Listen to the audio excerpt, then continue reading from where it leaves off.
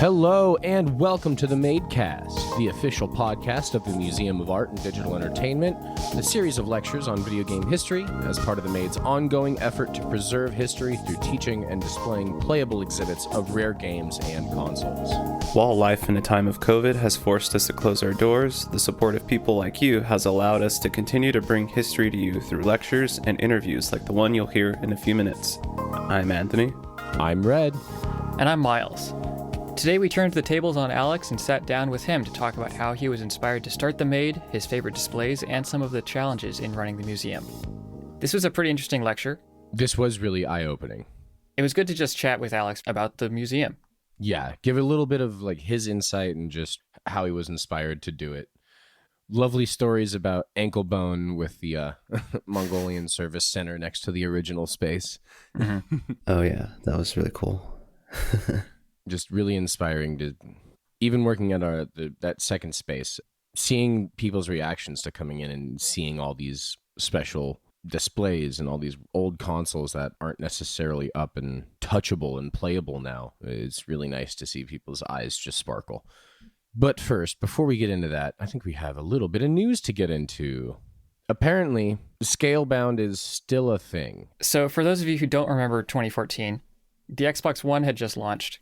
Scalebound was a open world RPG game developed by Platinum Games of Bayonetta fame, of Nier Automata.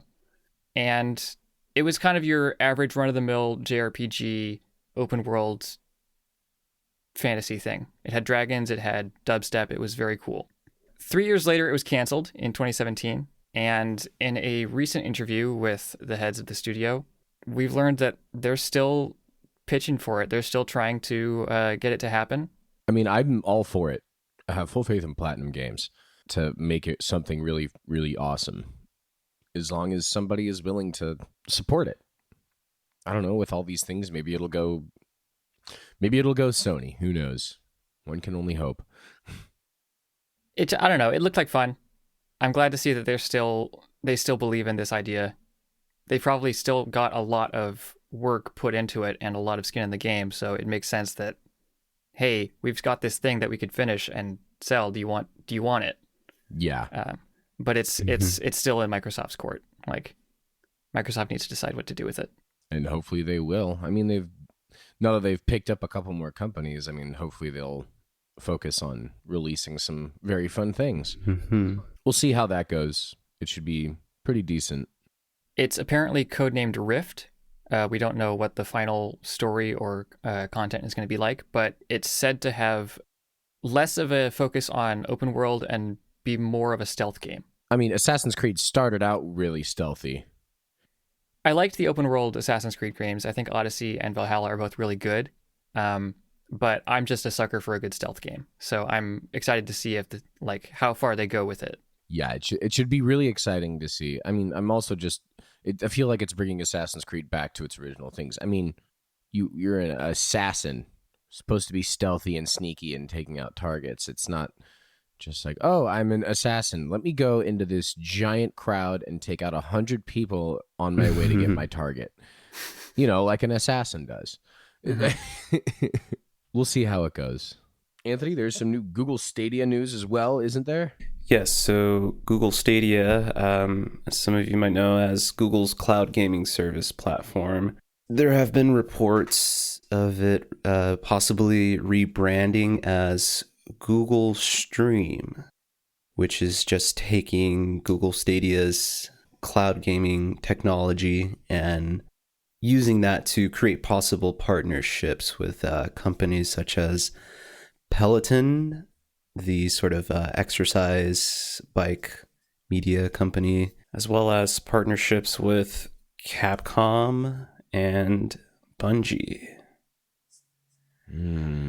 What does that mean? Would be very cool. Some people speculate that it might mean that game demos will be issued through streaming.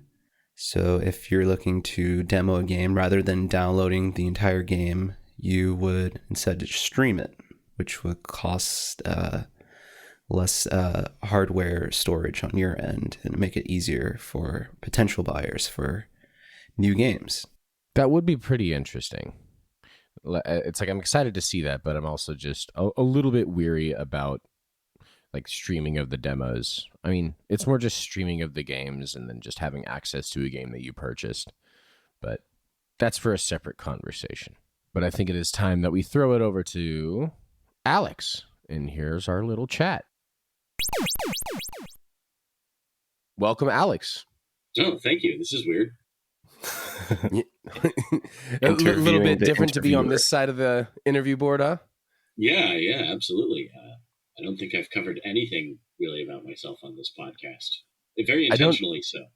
Yes, but since you have you kind of were the start and the founder of this museum, what inspired you to start this museum and to like start with your collection with sharing it with the public? Well, I mean, the easy answer is the ROMs that I found at the Laney College flea market. I've told this story a lot. I don't know if I should tell it again here, but well, long story short, the Lady College flea market in Oakland, California, I found 56 bare EPROMs with handwritten labels on them.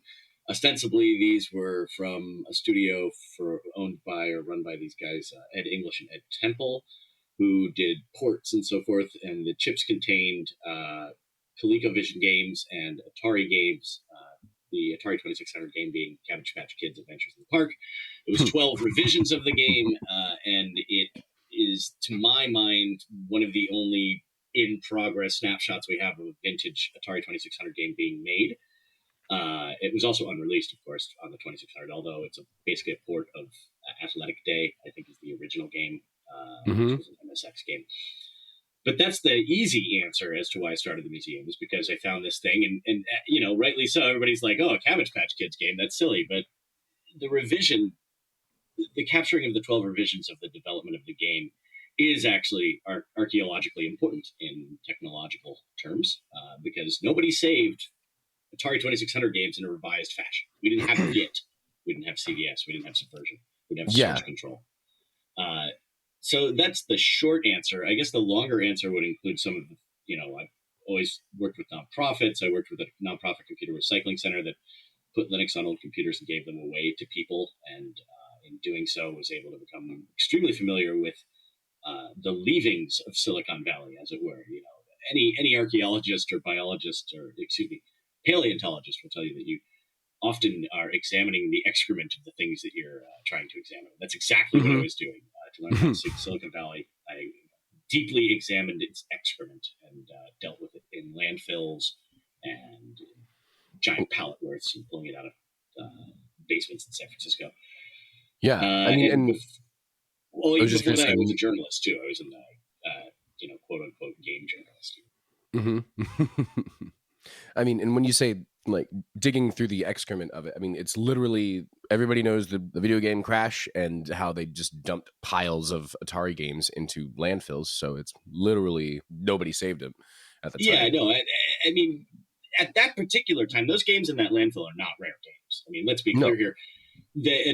The games industry did not return to the same size that it was in the 80s before the crash until about 2012, I think, is when it finally got back to the same size. And so there were millions and millions and millions of copies of Atari games. That's why you can still get an Atari 2600 game for like $1. But NES carts, they're getting to be like $10 a piece, even bad ones, because there's just more of them. The stuff that I was dealing with, I mean, it was sort of the same thing, but it was also the computers, right? The stuff they used to make these things. So very specifically, we recycled stuff from Industrial Light and Magic. We had these two giant RAID cabinets that they made, these refrigerator-sized custom hard drive cases. One was called Solo, one was called Yoda. We got Tippett Studios stuff all the time. We got their big Onyxes, SGIs, another refrigerator-sized things. Probably one of the SGIs that did the work on Starship Troopers. But like, these things come in without data on them, so and purposely so, and you're not allowed to look at the data if it was there. But that is what we think that machine was used for. I remember one time we did Electronic Arts. I went down there and they just had like a conference room stacked full of crap. And we took it all. And the only actually obliquely game-related things in the pile was there was a development N64 cart, which is now in the museum's collection. It was Madden 99.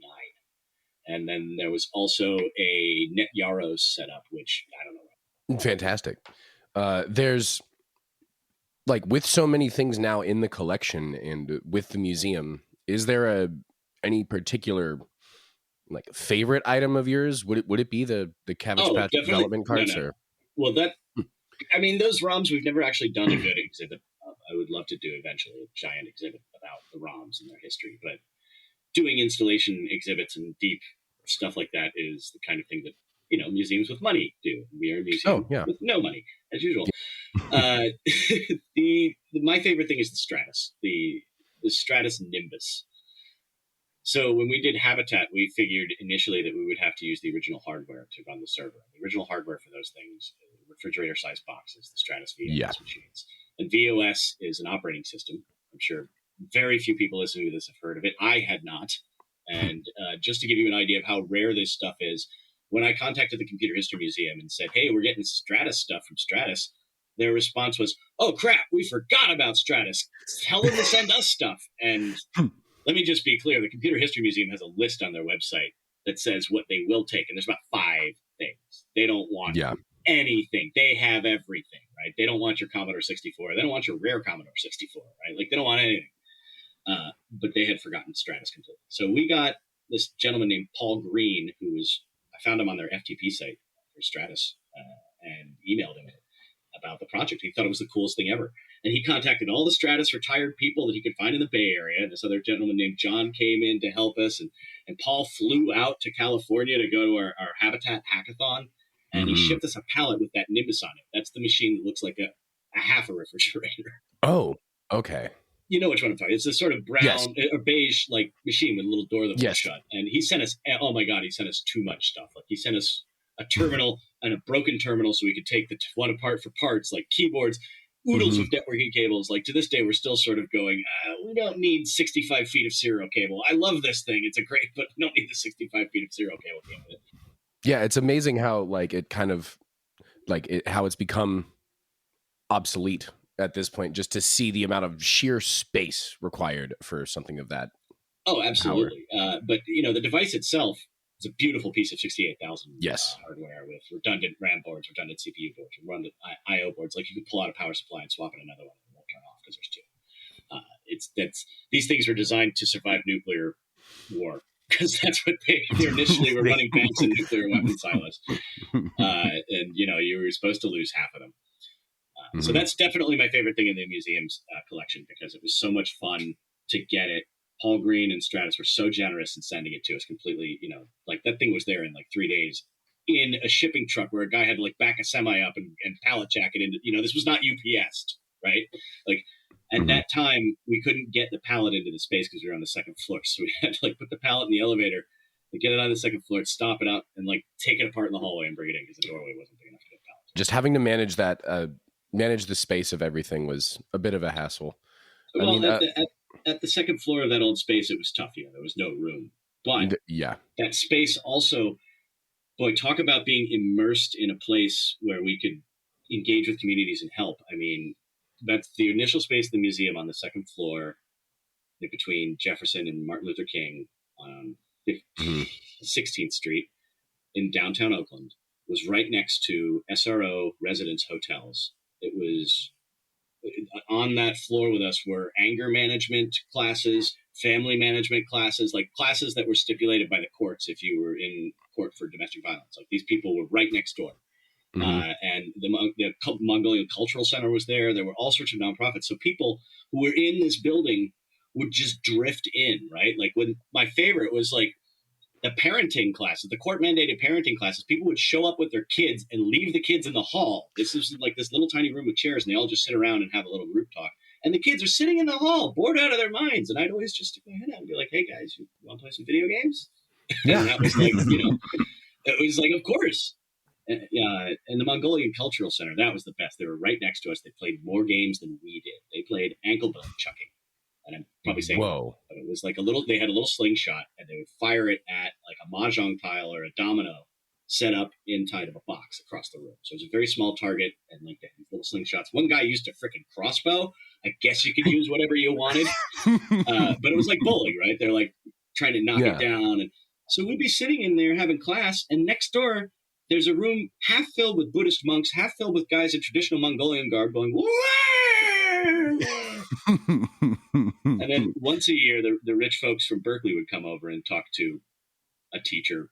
That, I'm sure that's how they made their money. The rich folks in Berkeley coming down to speak to a Buddhist master like once a year. The rest of the year, it was Lunar New Year's festivals for all the local Mongolian folks and their kids. It was chess classes and piano classes for those kids. It was ankle bone chucking, and ankle bone chucking. Oh my God, they had tournaments. It was so much fun. And they always wanted to play Mortal Kombat and wrestling games, because I don't know if you know this, Mongolia has like its own form of wrestling. Ooh. You'll see it now that you know that. Look in a lot of the fighting games. You'll see, oh, here's the Mongolian wrestler guy. It's usually a dude with no shirt and like long pants.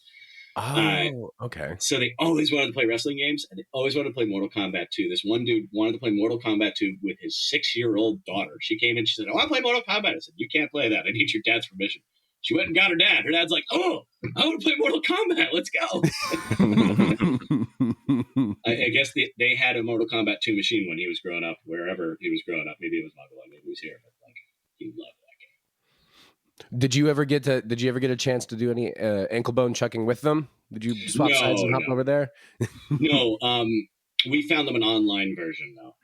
Oh, you did? Yeah, they were not interested. I mean, they were like, oh, that's cool. We went right back to, Yeah. I can get the real slingshot out. We'll do the real game. So we've seen you run the museum for how many years now was that? 10 years. What are some of challenges that you come across? Money, lack of money, always lack of money. I mean, every problem we have ever had could be solved with money, and we've never had it. We always, as I say, we use furniture we find on the streets. We use volunteers. Everybody just gives us their equipment. Running a museum on a shoestring budget is a very difficult thing to do. Just as a comparison, the Strong Museum of Play in Rochester, New York is raising numerous millions of dollars to build an additional 90,000 square feet, right? Yeah. That's amazing, and more power to them. And I just talked to JP Dyson. He's on the previous episode, I would assume, about this. And, more power to him. It's terrific. But, I would kill for 9,000 square feet. I'd kill for a single million. You would not believe what we could do with that. I mean, that's the single issue. And we have some very generous folks out there who have given us money. And we're always extremely appreciative. We could not be here without our Patreon donors or the people who just, randomly give us money all the time, or have their companies do matching donations. Those help tremendously. I mean, every dollar that somebody gives us goes 10 times farther for this organization than it would to a similar museum. Or not similar museum. Like, if you give nothing against the SF MoMA, but if you give them $10, you're buying them. Maybe you're buying them toilet paper. You give us $10, we're gonna turn that into intelligence and inject it into the brain of a child. Yes, you know what I mean. You're gonna push that forward to the next generation. Exactly, and that kid's gonna go on to make a game that's gonna be better than Zelda, and you'll all be very thankful. And it only costs $10, but that's. The other challenges are always just volunteers, finding wonderful volunteers like yourselves. You guys are totally rare finds and are wonderful because you're able to do this podcast and do it well and not go, hey, could you pay us? Or you're into the fringe benefits, I guess, which are very fringe, I'm sure. But without folks like you guys, this museum would certainly not be here. It's got nothing to do with me. I'm just the guy that irritates people until they do stuff, right? It's the people who actually do this stuff and are volunteers. And finding new volunteers is always challenging, but it's always the most rewarding part because you get to meet some amazing people. We've had some incredible folks come through over the years. When I was in New Orleans, I went to see Russell Spitzer, who was one of our teachers, who's a great guy. These people are now friends. I can't even tell you how there's this core group of Sean and Wolf and Shannon and me, and we just we're going out for beers every Friday night, and you guys are more than welcome to join us. We always invite everybody, but it seems to just be the four of us. Still going to Van Cleef's? Oh yeah, Van Cleef's. But no, that's the most rewarding but challenging part. Not the most challenging part, but finding good volunteers. But that has such a hockey stick benefit, right? A wonderful person will advance this museum in incredible ways. And all I've tried to do while I've been here is to enable people to do that. Well, I would say that you have definitely enabled us to do great work, and you're your drive for this also is another reason why we're still involved, and it's still like inspiring to do it too. It's a give and take too. Well, as I always tell Shem, I say, spite is an incredible motivator. Anytime somebody tells you you can't do it or it can be done or you're doing it wrong, you just pack that in a little box. It's like coal you throw in the fire. I'll show you. I always say that, like, I won't say the name, but the first guy I brought on board to be an IT manager for the museum, within 2 weeks, sent a screaming, angry letter to me and quitting, telling me that it wouldn't work. I was doing it wrong. I'm still running this thing on him telling me that, so I appreciate him doing it. Yeah. It's going to be with you forever. Yeah, and I know that I don't know if that's right to run something on spite, but like proving people wrong is a good motivator of us. When we started out, people said you can't do playable, you cannot do playable, you can't let people touch this stuff, right? And everybody, like, the only places you could put your hands on these things was in like a store where the guy's trying to sell you something, and maybe he has an extra Genesis and he set it out with a game or two, or maybe they've got one of each system, and that's more power to those stores, but that's just consumerism. There's other things in the world, America. Yeah. Just the experience of, I mean, the first time I walked in there and actually got my hands on this, like some of the older systems, I mean, the Vectrex alone, actually seeing one working was crazy to see up and running for the first time. That was, I mean, that Vectrex wants to be played because it has tried to die a number of times. And every time it dies, we put it on the shelf and pull it back out a couple months later and see, well, let's see what's wrong with it. Turns right back on. It's like, yep. I just needed a break. Put me back out with the people. We're very fortunate in our size too, because as I've said in the Paul Galloway interview, the level of controller destruction at the New York MoMA is catastrophic, right? But we're small enough that, like, it's not, things aren't getting destroyed on a daily basis. Yeah, and it's like, and especially having with the things that we do have, having the extra storeroom, having the space to have replacement parts and everything else is one of the big things that we're currently looking for as the museum. And so we can, if anything does break down, we can have another one to showcase and have another thing to show out. That's sort of what I tell people about the storage museum. When they look at it, they're like, this is just a bunch of junk. I'm like, at the time, I don't know, 5 years ago, I read Seven Eves by Neil Stephenson. I think it's a very good metaphor. It's like they got 2 years to get as much crap into orbit as possible because the Earth's about to die. And that's what I'm sort of thinking of this. Like, we got to pack as much of this crap in here because they're not making any more of it, right? And in like 50 years, we're going to be like, oh my God, where do we get a CRT? Our PVM finally, our nice PVM monitor finally died. Where do we get a replacement? Nobody makes these things anymore. Nobody ever is going to make these things ever again. What do we do, right? Yeah. That's been my philosophy with the museum. There's a lot of other museums that are collecting spectacular, unique things, people's papers, people's documents, original copies, prototypes. That's great. Those museums like the Strong are built for that. They should take those things and they should have those things, not us. But the rest of this crap is just, they don't want it, so we'll take it. They only needed so many Nintendos. But yes.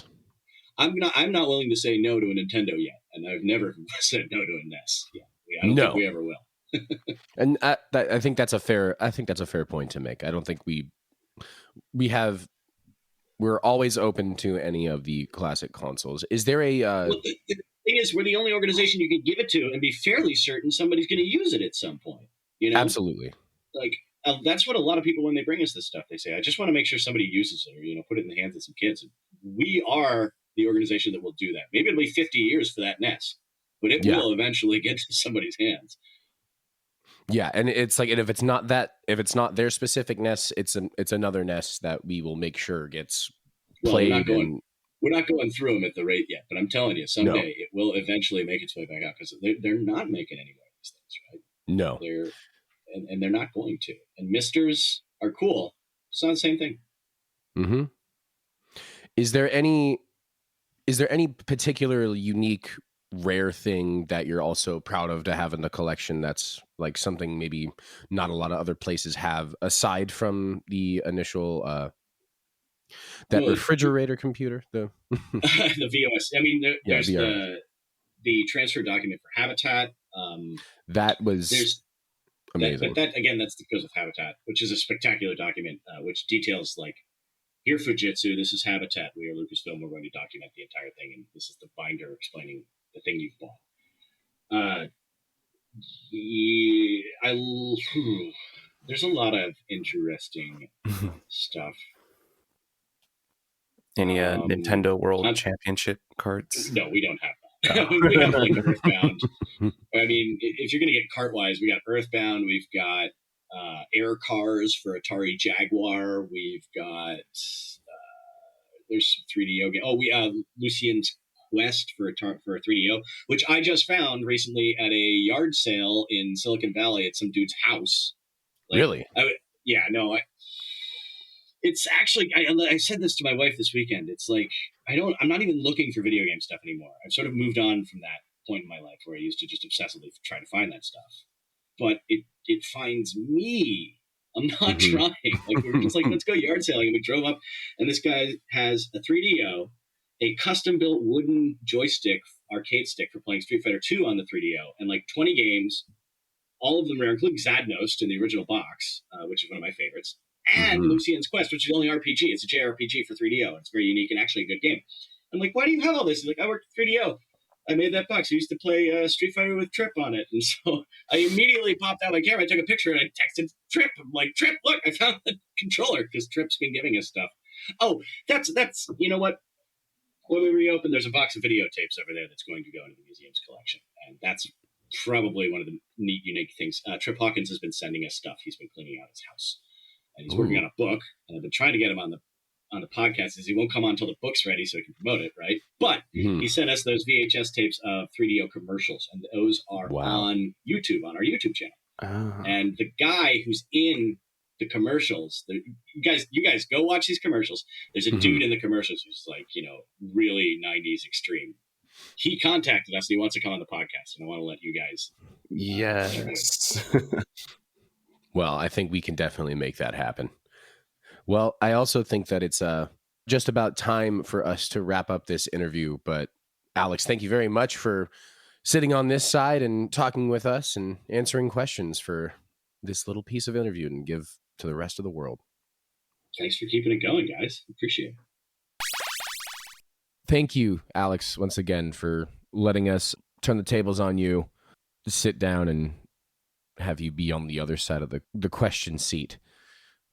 So that hopefully we'll have you on again soon in the future to talk about a lot of other things. So before we wrap up this episode, what have y'all been playing? Still been playing Arceus? Yes, still playing Arceus. I'm about 40 hours in. So a majority of my Pokemon are around level 40 now. Ooh. And they're getting big, I gotta say. Those Pokemon will grow. Like, actually, I like how you can totally see the different sizes. That's one thing that was really cool, because like in the old games, you just had like a little sprite picture, and it just said, it's like, oh, this one's like 3 feet tall instead of 2 feet tall, and this one weighs this much, but no discernible difference. It's cool that you can actually see using different size Pokemon. Using your imagination to... Imagination. One interesting, though, from a sound aspect, the sounds for the different Pokemons, they sort of use like a sort of 16-bit rendered sound from the sort of Game Boy. It's fun. I think it's a cute addition. Well, awesome. And have you been playing anything special, Miles? Oh, all my time's been sucked into building a spaceship in Space Engineers. Nice. How's it coming along? It's looking pretty good. I'm very proud of it. Usually, I just sort of do the exterior and leave it at that, which means that it looks cool from the outside, but is not actually functional. Or, just has big empty spaces inside that are full of pipes and nothing else. Yeah. This one, I sort of started from the engine room and built out from there in both directions, and then did the outside. And I've, I think, managed to make something that looks pretty cool, both when you're walking around inside it and from the outside. So I'm pretty happy with that. I've probably talked about this already, but the new DLC that dropped, the update for the Warfare expansion in the game, has added a whole bunch of new features and blocks and decorative stuff and practical stuff that like actually makes The combat systems in the game work a lot better. And so I'm making warships now and looking for an opportunity to smash them into each other and shoot at them and have a lot of fun seeing all the new systems interact. That seems exciting. That seems I don't know. I want to watch it. I want to watch you crash some ships and shoot some homing missiles. Yeah, record some clips of that. Yeah, exactly. Share some with us. Enlighten us, Miles. Alrighty, but I think that's just about all the time that we have for this episode of the Madecast. We want to thank you for listening to the Museum of Art and Digital Entertainment's official podcast. If you have any thoughts, questions, corrections, or general museum ideas, please shoot us an email at info@themade.org. We'd like to send a big thank you to everyone who donated recently and to our Patreon supporters who keep the Made afloat. Patreon donors get to listen to this podcast 1 week before it's released on major streaming services, and we'll continue that with future episodes every week. This week's episode was brought to you in part by Patreon donors Rubaiyat and David Scott. Thank you so much for your support. Until next time, I'm Miles. I'm Anthony. And I'm Red. Thanks, and we'll see you next week.